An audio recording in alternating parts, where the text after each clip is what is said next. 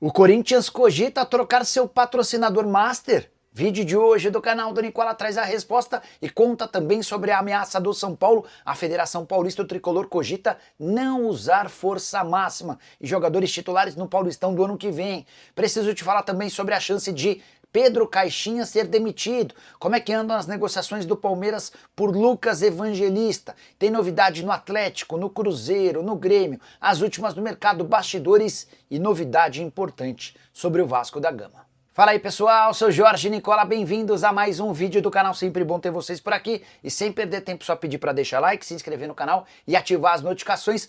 Bora começar o vídeo com aquele tradicional giro de notícias, bora direto ao Santos. Queria explicar como é que anda a situação de Pedro Caixinha. Nos Donos da Bola, programa da Bandeirantes, o Neto afirmou que o Caixinha terá vida curta no Peixe e que corre risco de ser demitido durante esse período de férias, de intertemporada para o Santos, que foi eliminado do Paulista e só volta a jogar no Campeonato Brasileiro no fim do mês de março. Peixe que só se reapresenta nessa quarta-feira depois de 2 dias de folga. Pois bem, fui checar com o pessoal do Santos para entender como anda o status do Caixinha. Treinador português que quase foi demitido durante o Campeonato Paulista em meio a uma sequência ruim de resultados.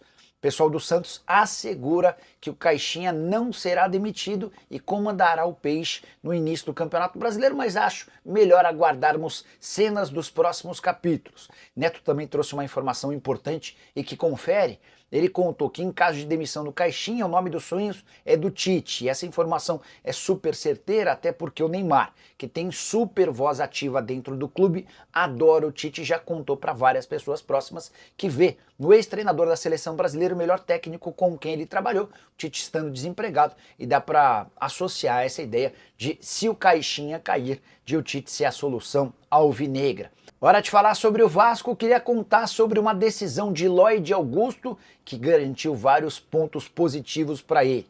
O atacante angolano tem sofrido demais com a condição física. Desde que foi contratado, ele atuou em apenas 3 partidas nos minutos finais. Foram 30 minutos contra o Flamengo, 27 contra o Nova Iguaçu e mais 36 contra o Flamengo no jogo de volta da semifinal do Campeonato Carioca.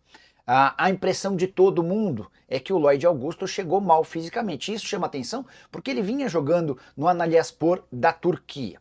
A grande dificuldade para ele tem sido o calor do Rio de Janeiro. Ele admitiu para os dirigentes e para a comissão técnica do Vasco que tem sofrido demais. E aqui veio a decisão dele que chamou muita atenção e garantiu pontos positivos. O Lloyd contratou por opção pessoal um preparador físico que vai ajudá-lo a complementar as atividades no Vasco.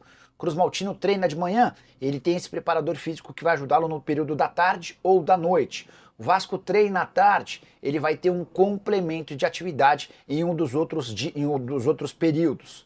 Foi uma decisão do Lloyd Augusto que quer muito dar certo. Vale a lembrança de que em meio às negociações do Vasco com o clube turco, chegou a existir a possibilidade de não acordo. O Lloyd fez todo o esforço do mundo para virar reforço vascaíno. Ele disse que era a oportunidade da vida dele. Jogador comprado e cujo contrato só se encerra em dezembro de 2027. Com a camisa do Antalyaspor antes da chegada ao Vasco, ele havia disputado 20 jogos com 2 gols e 4 assistências. Bora falar agora sobre Daverson, que pode sim trocar o Atlético Mineiro pelo Fortaleza. E a saída do Daverson do Galo passa muito pelo aspecto financeiro.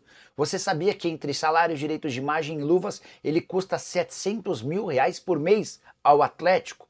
Valor bastante alto para alguém que é reserva, desde que foi contratado apenas 12 jogos com 4 gols e 1 assistência. Além disso, o Galo ainda deve pela compra do atleta junto ao Cuiabá.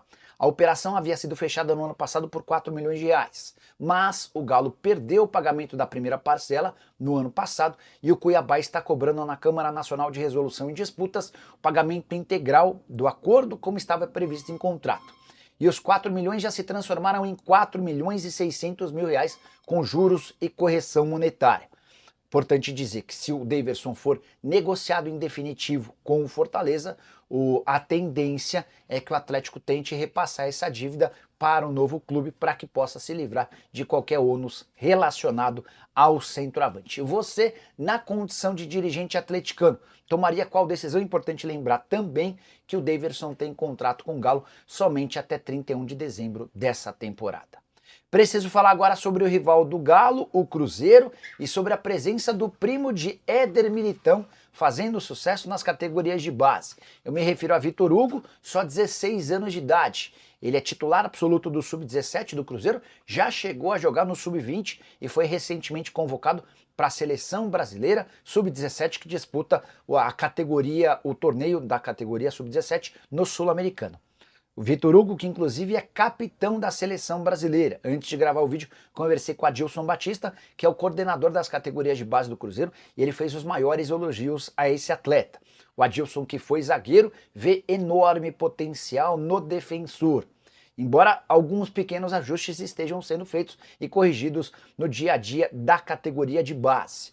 Só para completar algumas curiosidades sobre o Vitor Hugo, atleta que chegou a ser dispensado pelo Atlético Mineiro em outros tempos. No Cruzeiro ele é conhecido como Milita e já tem uma dívida, ou melhor, uma multa rescisória para o futebol europeu de 100 milhões de euros. Bora falar agora sobre Lucas Evangelista, o meio-campista do Red Bull, vai ou não virar reforço do Palmeiras? A resposta, até esse momento, ninguém sabe. Na última segunda-feira, o Evangelista passou por uma segunda bateria de exames e o Palmeiras aguarda pela resolução, pela saída, pela publicação dos exames para decidir se efetua ou não a compra. Só para lembrar, na primeira bateria de exames, houve a constatação de uma pequena alteração, que na visão do Evangelista não impediria o acordo. De qualquer forma, o Palmeiras prudente decidiu aguardar uns dias e realizar uma segunda bateria de exames. A tendência é que esses exames sejam publicados, repassados ao Palmeiras nas próximas horas. E aí vai caber ao Verdão decidir se leva adiante ou não a operação de 4 milhões de euros para a compra do atleta. Essa negociação não depende da ida do Fabinho ao Red Bull Bragantino. O Fabinho, inclusive, já tem treinado com o time de Bragança Paulista, negócio de 2,5 milhões de euros por 50% dos direitos econômicos. Se o Evangelista for contratado, o Palmeiras encerra o ciclo de reforços nessa janela de transferências que acaba de abrir. A gente fica de 10 de março a 11 de abril com a janela aberta apenas para atletas que disputaram campeonatos estaduais. Preciso falar agora sobre Carlos Vinícius. Você lembra dele, né? Centroavante, hoje com 29 anos de idade, pertence ao Fulham e já foi especulado em vários clubes brasileiros. No Palmeiras, no Corinthians, no Flamengo, no Atlético Mineiro, entre outros. E a boa notícia é de que o Carlos Vinícius fica livre do seu contrato com o Fulham da Inglaterra em julho e já pode assinar um pré-contrato. Antes de gravar esse vídeo, conversei com o Flávio Ribeiro, que é empresário do Carlos Vinícius, e ele deixou bem clara a chance real de volta do jogador ao Brasil. Dá uma olhada na declaração, abre aspas. Tem grande chance de o Carlos Vinícius voltar ao Brasil no meio do ano. Estamos abertos a propostas, disse o empresário. Como eu contei, o vínculo se encerra em junho, em 30 de junho, mas o Fulham tem até 31 de maio para exercer uma prorrogação automática do contrato. Tudo leva a crer que o Fulham não fará isso, até porque a temporada do Carlos Vinícius é ruim. Ele só esteve em campo em 2 oportunidades, nos minutos finais de uma partida em dezembro, nos minutos finais de outra partida em fevereiro. Então a maior tendência é de que o Fulham o libere e o Carlos Vinícius enfim possa realizar esse sonho de voltar ao futebol brasileiro. Atleta que já passou por Benfica, Tottenham, Mônaco, PSV, Galatasaray, entre outros. A temporada de maior destaque foi em 2019 e 2020, vestindo a camisa do Benfica com 47 jogos, 24 gols e 10 assistências. Bora falar agora sobre o São Paulo, composição importante. O tricolor enviou na noite dessa terça-feira um ofício forte, contundente e pesado à Federação Paulista de Futebol. O motivo desse ofício, o erro de arbitragem no jogo contra o Palmeiras, que causou a eliminação do tricolor nas semifinais. São Paulo, indignado com Flávio Rodrigues de Souza, cobra que a Federação Paulista o exclua do quadro de árbitros. Não acredito que a federação vá levar essa ideia adiante. São Paulo ainda cobra que o Rodrigo Guarizo do Amaral, que era o árbitro de vídeo, acabe por ser punido. Suspensão, punição pesada. Além disso, São Paulo se irritou bastante com as declarações do presidente da Federação Paulista, o Reinaldo Carneiro Bastos, que ironizou a participação do Rafael, goleiro do São Paulo, no lance. O Reinaldo disse, entre outras coisas, que se o Rafael tivesse dado um bico para longe, esse lance não teria acontecido. Presidente da Federação Paulista que deixou nas entrelinhas a aprovação, a decisão do árbitro e do VAR em relação à marcação de pênalti.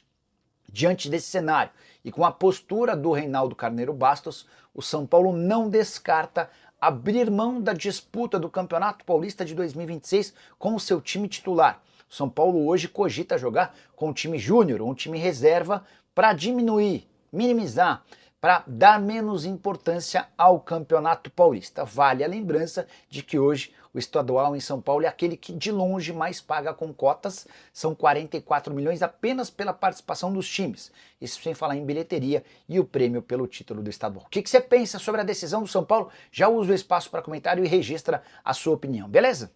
Bora fechar o vídeo com informação importante no Corinthians. O Timão pode trocar a Esportes da Sorte por outra casa de apostas esportivas? Samir Carvalho, meu amigo, do canal no YouTube chamado Café do Setorista, garante que Corinthians e Betano andaram conversando nos últimos dias e que a ideia era estabelecer uma parceria para que a Betano chegue e a Esportes da Sorte precisaria sair do Timão. Confesso que me surpreendi com a notícia, até porque a Esportes da Sorte já passou por momentos bastante delicados e o Corinthians foi, dos clubes parceiros da Esportes da Sorte, aquele que mais ficou firme com a patrocinadora. Nesse momento de estabilidade da Esportes da Sorte, me surpreenderia qualquer movimento do Corinthians. De qualquer forma, durante o programa do Nicola dessa terça-feira, entrei em contato com uma pessoa muito próxima ao presidente Augusto Melo, que disse desconhecer qualquer relação ou negociação com a Betano.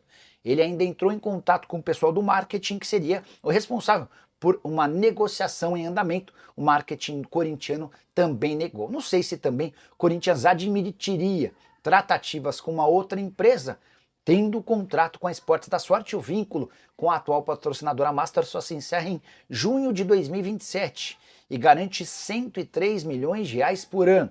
Nessa conta estão incluídos os pagamentos de parte dos salários de Memphis Depay.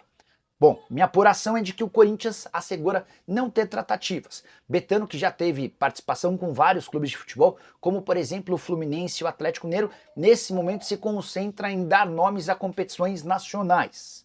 Prometo ficar de olho nessa história e qualquer novidade sobre o patrocínio Master do Corinthians e eu conto para vocês. Timão que faz jogo absolutamente decisivo nessa quarta-feira, precisa vencer o Barcelona de Guayaquil na Neoquímica Arena por pelo menos 4 gols de diferença para chegar à fase de grupos da Libertadores. Em caso de vitória por 3 gols, a decisão vai para pênaltis.